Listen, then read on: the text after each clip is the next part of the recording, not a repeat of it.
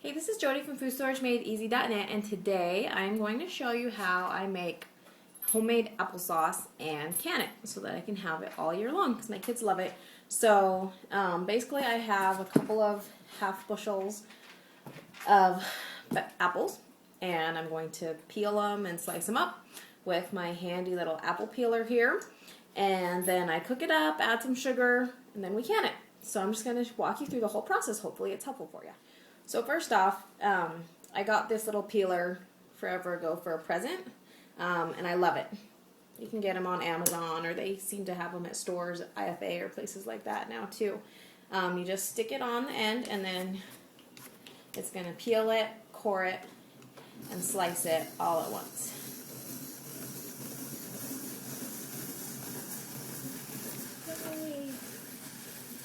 And then once it's done, I just take the good pieces and I'm going to stick them in a bowl, and I pop off the core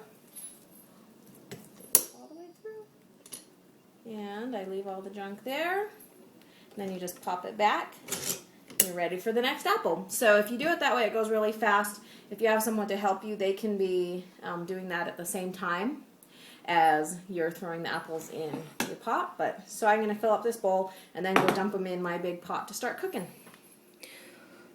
So I just stuck a little bit of water in the bottom of the pan to keep it from kind of sticking to the bottom, and I poured my first bowl of apples in, and they're going to start cooking and softening while I keep peeling more. And it does break down a little, so I can actually stuff quite a lot of apples in this one pot, and this pot full should give me about 5 quarts of sauce to load up in my canner. So you can see how some of the earlier pieces are broken down, cooked, and getting into smaller chunks. So I'm going to throw in one last batch of sliced apples.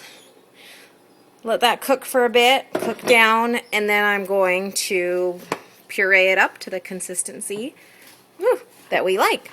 So hopefully that won't take too long, and I've got my canner starting to boil.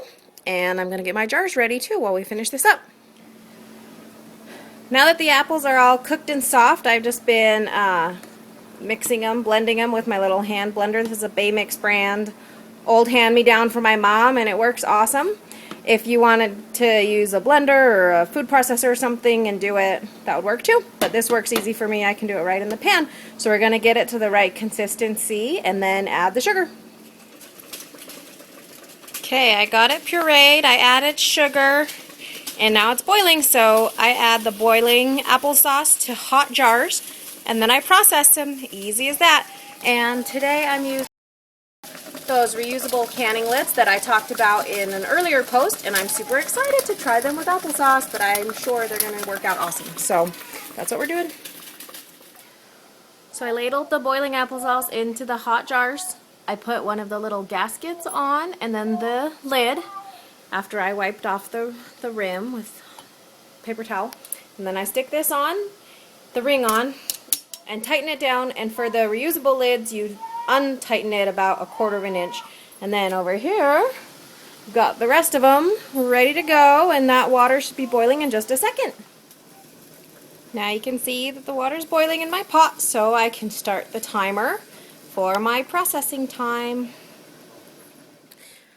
And here's the first batch all finished.